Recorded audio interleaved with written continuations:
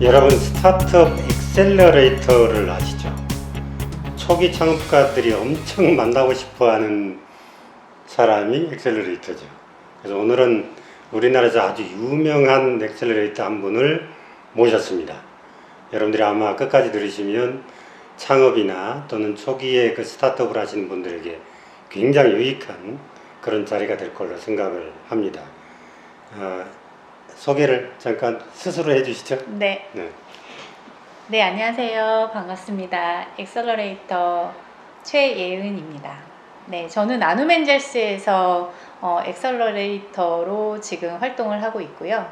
저희 나눔엔젤스는 그 의식주, ICT 융복합 분야, 또한 문화 콘텐츠 분야에 좀 특화되어 있는 엑셀러레이터고요.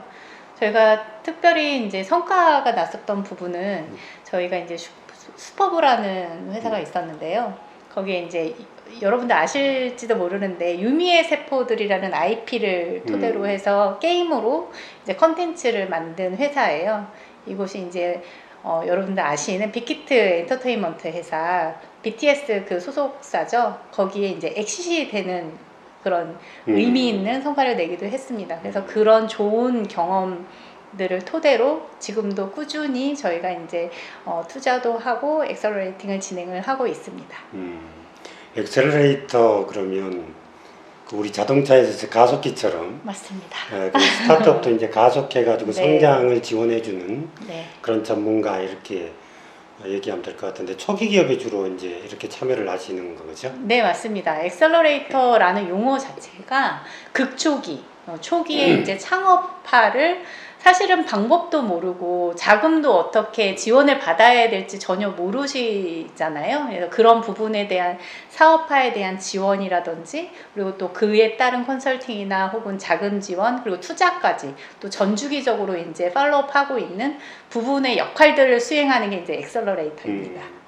엑셀러레이터 하면은 이제 그 지금 말씀하신 대로 극초기에 기업들을 이렇게 지원을 하고 있고 또 멘토링도 하고 네. 이런 것도 하고 있는데 그래도 이제 엑셀러레이터가 하루에 도대체 어떻게 움직이나 그것도 네. 일반인들도 좀 궁금해할 것 같아요. 네. 그 아침에 일어나면 머릿속에 온통 그 스타트업 생각만 합니까? 일어나면 어떻게 시작을 해요? 눈을 뜨면요. 일단은 커피를 한 잔 마시고요.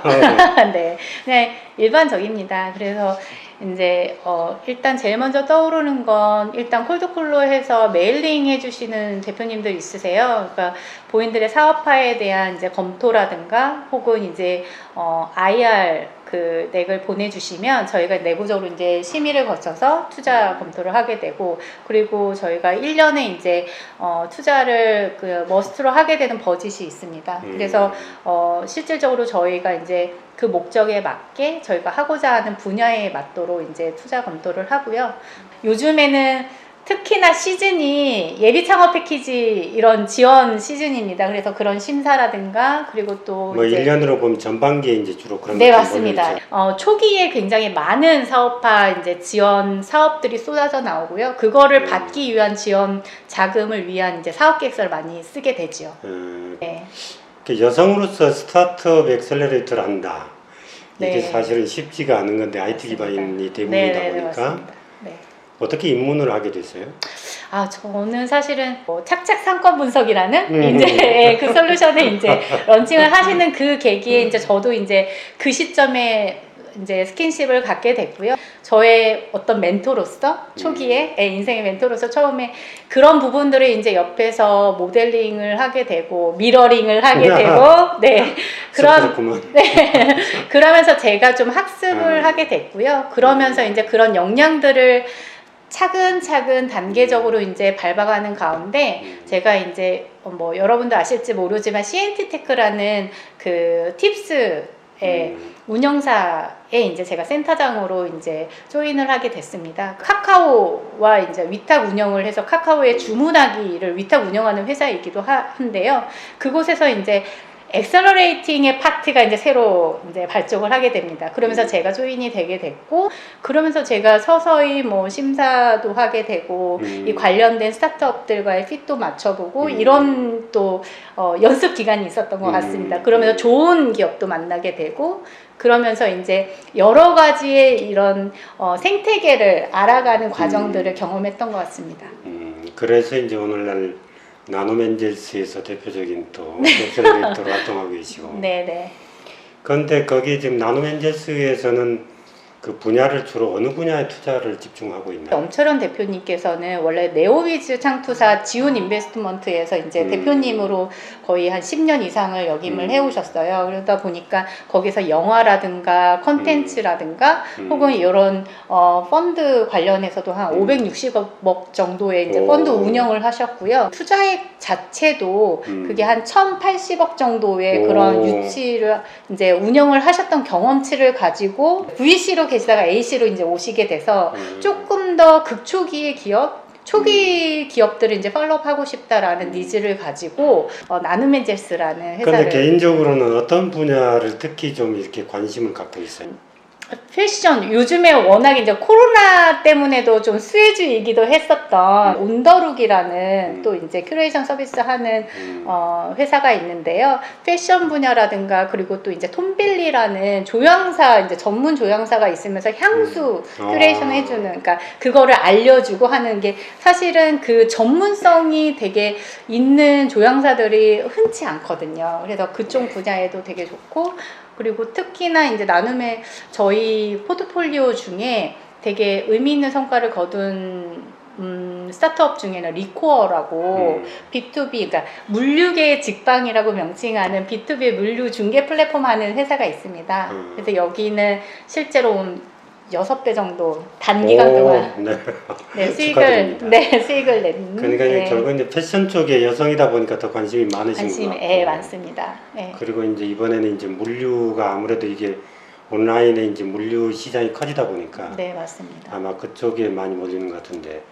최근에 그 업체들이 저한테 찾아와가지고 공장, 그러니까 물류센터 지을 3만 평 이상의 이런 땅 혹시 있는 거 있느냐 이렇게 찾아오는 분도 계세요. 그러니까 그 시장이 앞으로도 계속 확산될 것 같다라는 생각이 들어서요.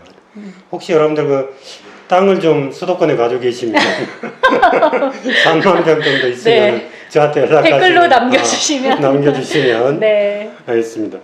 그런데 이제 엑셀러레이터로서 아까 이제 콜드콜도 받고 뭐 미리 제한된 것도 검토를 하고 아침에 이제 그런 고민을 하고 이제 출근하실 거 아니에요.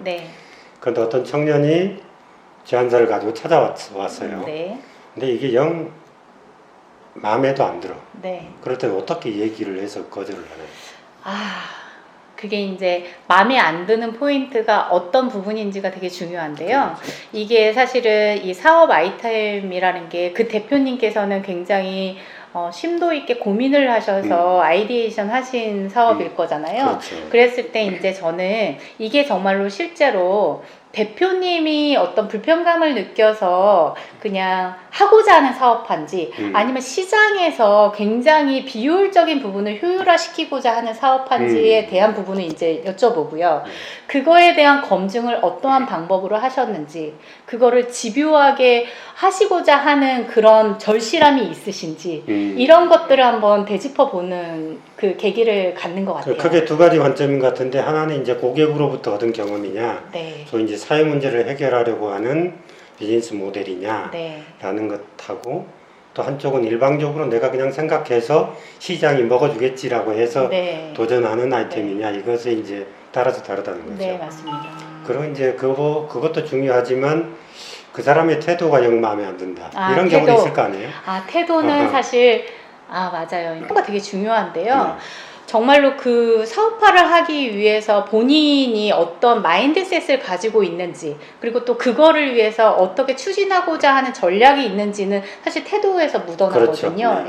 그렇기 때문에 그런 부분들에 대해서 이제 하나하나 이제 차근차근 어떠한 생각이신지를 끌어내보고요. 사실 제가 먼저 판단하기보다는 그 대표님의 어떤 이해도나 생각이나 뭐 관점이나 이런 것들을 끌어내서 이제 총 집약적으로 해가지고 이제 어떤 피드백을 드리는 것 같아요. 그랬을 때 이제 스스로 이제 뭔가 점검을 하는 계기가 될 수 있게끔.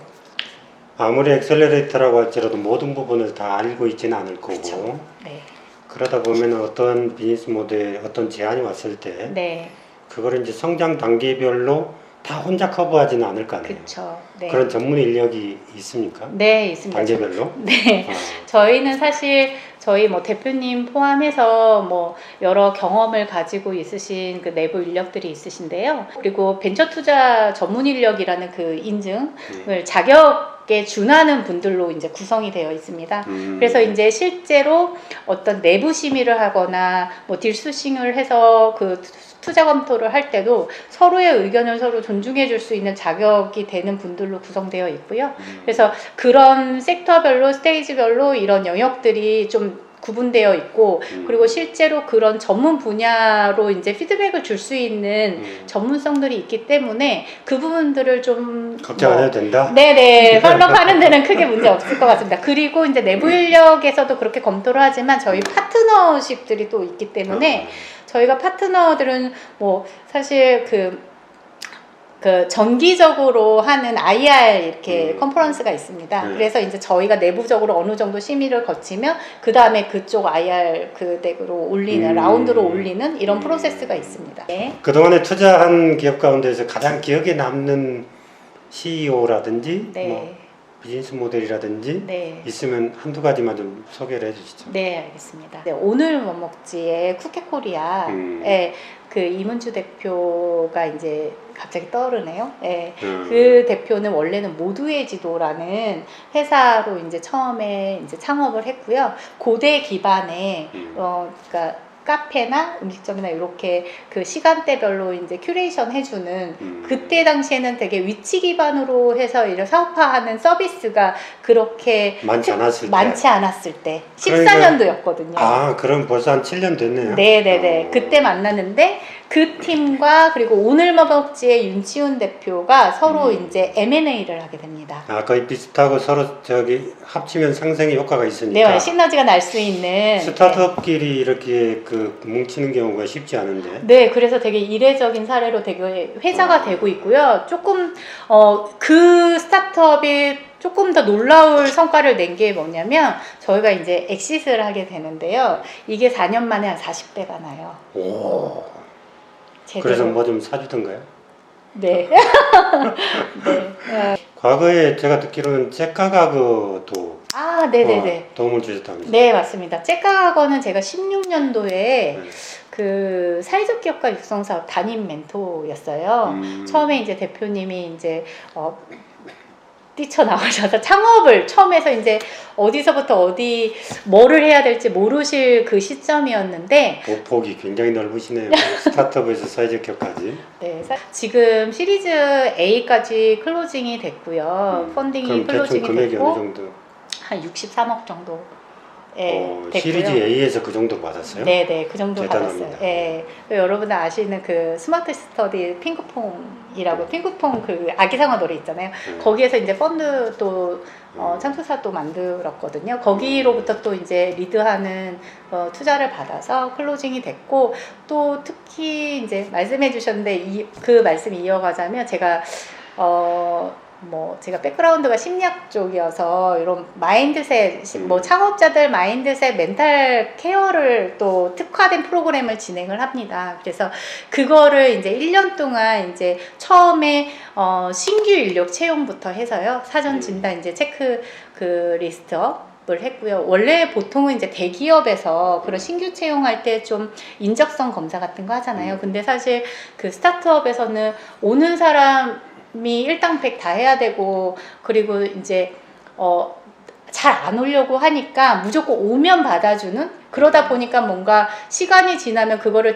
제대로 내재하지 못하고 좀 일탈하게 돼서 그게 더 리스크가 되는 이게 악순환이 계속 발생되는 겁니다. 그래서 엑셀러레이터가 비즈니스 모델을 검증하고 성장 전략을 짜주고 뭐 이런 거 정도 하는 줄 알았더니 네. 내부 통제까지. 네. 왜냐하면 사실 저는 그런 포인트로 봤어요. 그 자금에 대한 압박, 자금에 대한 조달이 굉장히 큰 이슈이지만 사람에 대한 문제가 굉장히 리스크하다. 그게 굉장한 문제로 발생될 수 있다라는 것을 저는 봤었기 때문에 그 문제를 조금이라도 풀어줄 수 있는 누군가가 전문가가 있다면 그 역할을 좀 팔로우 해줬을 때 조금은 사업의 집중도를 높일 수 있지 않을까? 그래서 이제 그런 부분에 피트를 맞춰서 이제 뭐 그렇게 규모가 커질 때까지 사실은 스타트업이 한 5명까지는 괜찮고 10명 이내는 괜찮거든요. 대표가 이제 팔로우 하기가. 그런데 10명 이상이 되면 사실은 핸들링 하기가 쉽지가 않게 되더라고요. 그래서 그런 원래 포인트들. 저기 사람 컨트롤하는 게 최고 63명이래요, 한 사람. 네네. 그래서 그 범위를 벗어나면 네. 어렵다라고 얘기하던데. 네. 예, 그런데 스타트업이 이제 참여를 엑셀러레이터를 만나려고 하면 네. 이쪽에서 먼저 서치해가지고 접근하는 것도 있겠지만 대부분의 경우가 제안자를 받거나 뭐 콜드콜이 오거나 네. 이렇게 할 거 아니겠어요? 네네네. 그럼 그 외에도 발굴하는 방법이 있어요? 그 외에 어떻게 하면 그거를 좀 눈여겨 더 신경 써서 보나요? 그거는 사실 그러니까 아까 뭐 경진대회나 공모전 말씀 나눴고 또 이제 지원 사업 통해서 저희가 데모데이라는 걸 파이널로 하거든요, 피칭을. 그때 사실 대부분이 되게 이렇게 눈여겨봐서 픽을 하게 되고요. 그러니까 뭐 아실 수 있는 곳이 이제 디캠프의 디데이라고 해서 거기도 이제 역량이 있는 스타트업들이 되게 많이 나와서 IR을 진행한다라는 소문 때문에 이렇게 좀 투자하고자 하시는 A씨나 VC 분들이 좀 몰리는 이런 사례도 있긴 합니다. 그래서 그런 케이스가 하나 있고요. 그리고 또 한 가지는 이제 vc.kr이라는 사이트가 있는데 이제 그곳에 이제 인더스트리별 이제 스타트업들이 이제 있습니다. 근데 거기는 어차피 이제 시드 단계 투자까지 진행했던 업체들이 있기 때문에 그와 유사한 스타트업들을 소싱하는 거나 뭐 이런 것들을 확인할 수 있는 사이트예요. 그러니까 이제 거기서는 더 VC라는 곳에서는 네. 내가 하고자 하는 비즈니스 모델과 유사한 경쟁 업체가 되겠네. 그쵸. 예, 네. 그 업체들의 리스트를 다 볼 수가 있고. 네, 스타트업 입장에서는 본인이 이제 경쟁사로 생각하는 스타트업을 서칭을 하면요. 그 경쟁사가 이제 뜨게 되고, 그게 이제 뭐 투자 라운드가 뭐까지 갔고, 그리고 업력은 어떻게 되고, 어떤 기술 분야에 특화되어 있고, 그리고 또 유사도가 어느 정도고, 유사한 플레이어들이 누가 있는지도 쫙 나옵니다. 그럼 그 도전하기 전에 이제 그 얘기가 나왔으니까. 네. 그러면 예를 들어서 나노엔젤스에서 네. 뭐 헬스케어라는 분야에 대해서 이게 네. 투자를 했어요. 네. 그런데 A라는 회사에 투자를 했는데 B라는 회사가 A라는 회사와 비슷한 회사가 네. 투자 제안이 들어왔어요. 네. 그럴 때도 투자를 또 해주나요? 그럴 때는 어쨌든 그 사업에 대한 어떤 뭐 시장의 이해도나 인사이트가 어느 정도는 A씨가 내재화되어 있는 부분이 있습니다. 그래서 이제 지금 기존에 투자했던 그 플레이어보다 어떤 차별화 전략이 있는지를 한번 검토하고요. 그거에 대한 혁신성이라든가 내부 역량들이 어떤 것들을 요즘에는 워낙에 이제 빅데이터 시대니까 어떤 DB를 뭐 수집해서 가공해서 뭐 사업화할 건지에 대한 전략이 명확하면 조금 더 관심도 있게 볼 수 있겠죠. 아니 그렇게 되면 뒤에 들어오는 후발주자가 네. 앞에 A라는 회사를 뭉개버릴 수도 있잖아요. 같은 회사에서 동시에 투자를 그거는 사실은 뭉갠다라기보다는 각각의 이제 어쨌든 유사한 그 사업을 하고 있어도 사업화를 풀어가는 데 있어서 굉장히 다른 포지셔닝을 할 수가 있거든요. 그러니까 대상 시장이 다르다는 얘기하고 같겠네요. 페르소나가 다르다. 그렇죠. 잠재 고객이라든가 혹은 본인이 아까 앞전에 말씀드린 것처럼 DB에 대한 사업화에 대한 활용성을 어디에 포커싱하고 있느냐라는 거에 대해서 조금 다른 맥락일 것 같습니다. 그 얘기가 개인적인 얘기로 시작했다가 이제 그 투자 얘기로 이렇게 아무래도 관심 있는 분야들이 거길 테니까. 네. 그래서 이렇게 그 투자 얘기를 많이 했는데 개인적으로 네. 그래서 사실 창업하는 것도 하는 거지만 그 미국 그 국민들한테 이렇게 설문조사를 해보니까 창업하는 게 비행기에서 뛰어내리는 것보다 더 위험하다. 두렵다. 두렵다. 이렇게 이런 게 50 몇 %가 나왔더라고요. 그만큼 어려우니까 이제 얘기를 듣다가 야, 최예은 엑셀러레이터를 보니 나도 한번 좀 엑셀러레이터로 활동하고 싶다 이런 생각이 네네네. 있는 분도 있을 것 같아요. 네. 어떻게 네. 입문할 수가 있을까요? 네. 엑셀러레이터의 역할이 저는 사실은 뭐 조력자라고 생각을 해요. 그러니까 각 스테이지별로 어떤 역할을 통해서 이게 성장 가능성이 있도록 도움을 줄 수 있을지 여부를 정확하게 인지할 수 있어야 되고, 그리고 그거를 팔로우업 해줄 수 있어야 된다라고 생각합니다. 그런 부분에 본인의 역량이 있는지 먼저 검토해 보시면 좋을 것 같고요. 대학생들은 창업지원단을 통해서 뭔가 매니저 자격증을 딸 수 있는 그 프로세스가 있고요. 그게 공식적인 자격증이죠. 네, 있습니다. 그리고 창업지도사라든가 이런 자격을 준하는 게 있습니다. 저 이제 얘기를 많이 해주셔서 아마 여러분들에게 많이 도움이 됐을 것 같은데 하나만 더 좀 여쭤보죠. 네. 자는 시간을 빼놓고는 일한다 이런 얘기가 네. 있어요. 네. 저녁에 퇴근 시간이 일정한가요? 일정하진 않습니다. 일정하진 않고요. 근데 그게 사실은 어떻게 보면 엑셀러레이터도 끊임없이 이제 스타트업을 돕기 위해서 어떤 부분이 필요할지에 대한 부분을 늘 고민하기 때문에 뭐 어떤 시간이 정해져 있지는 않아요. 그리고 또 이제 퇴근 이후에도 사실 얼마 전에도 여성 스타트업 포럼이라는 그런 그렇죠. 그거 제가 봤는데 네. 예, 여성 스타트업 포럼이 뭐 사단법인 됐다면서요. 네, 맞습니다. 거기하고 행안부하고 공동으로 주최해가지고 랜선 네, 좌담회 네, 콘서트 하시던데 했습니다. 그쪽에서 뭐 완전히 뭐 빛나시던데. 아닙니다. 예, 앞으로 그게 계속 하실 건가요? 네. 그러니까 그때 보니까 네. 성공한 스타트업의 여성 스타트업 두 사람을 네, 맞습니다. 같이 모더레이터로 네, 진행을 맞습니다. 하시던데. 네네네. 앞으로도 그게 계속 진행이 될 건가요? 네. 매달 1회씩 진행이 정기적으로 될 거고요. 그리고 또 이제 추가적으로 뭔가 이슈사항이라든가 팔로우할 수 있는 것들이 생기면 그런 부분들은 또 추가적으로 세부적으로 이제 제가 이제 진행을 할 예정입니다. 거기서도 많은 경험을 또 이렇게 간접적으로 얻으실 수 있는 기회를 가졌으면 좋겠고요. 감사합니다. 오늘 아무튼 바쁜 와중에서도 이렇게 여기까지 찾아와 주신 우리 최예은 엑셀러레이터님, 그 여성 스타트업 포럼에서도 이사를 맡고 계십니다. 혹시 도움이 되시는 분, 필요로 하는 분들이 있을 텐데 네, 이메일 공개해도 되죠? 됩니다. 이 이메일로 관심 있으신 분들은 메일을 주시면 여러분들에게 도움을 드리도록 이렇게 하겠다고 하니까 꼭 그렇게 해주시고요. 또 하나 아까 잠깐 말씀드린 대로 이제 ICT 하면 굉장히 범위가 넓잖아요.